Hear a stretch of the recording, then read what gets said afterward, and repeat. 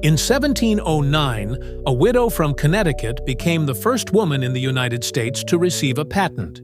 She was a hat maker, not a headline maker, and history almost forgot her.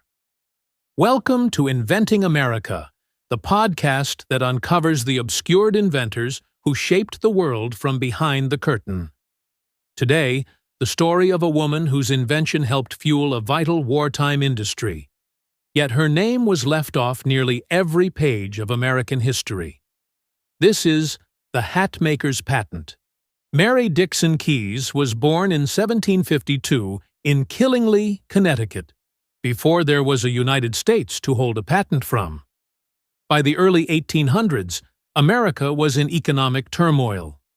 Trade embargoes and war with Britain had cut off European imports, including fashionable goods like hats and textiles. Domestic production was not just helpful, it was urgent.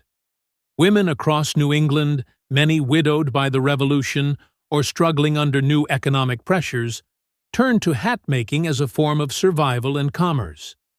Most hats were made of braided straw, but the braiding was done by hand, slow, inconsistent, and fragile. Mary Kies devised a new method, weaving silk or thread into the straw as it was braided, reinforcing it and making it more durable. It was a small innovation with a big impact. On May 5, 1809, Kies became the first woman in U.S. history to be granted a patent, a document signed personally by President James Madison. At the time, most women were legally barred from holding property or contracts. Patents, by their very nature, assumed the inventor had legal standing, something women often didn't. Kies, a widow, had a rare opportunity.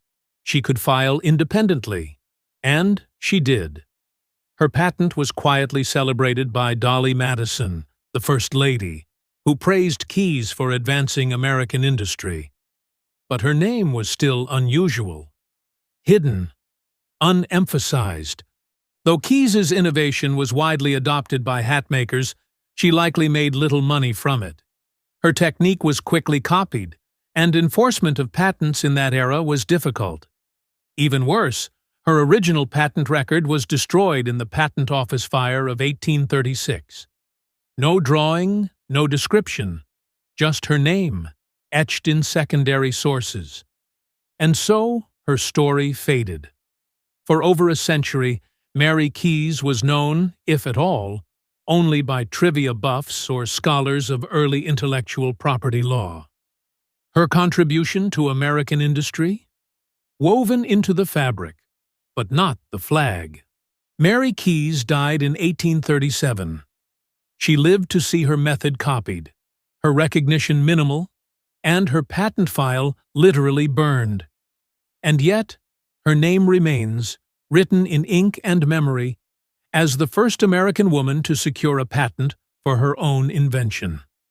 Today, her story is a thread connecting every woman who has ever filed a patent, launched a company, or built something the world said she couldn't.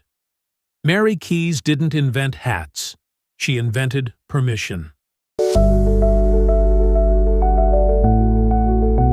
Thanks for listening to Inventing America. If this story stitched something together for you, share it and help keep history from unraveling. Coming up next for your daily commute or morning coffee is a man who balanced the future, one platform at a time. That episode is The Scale Maker.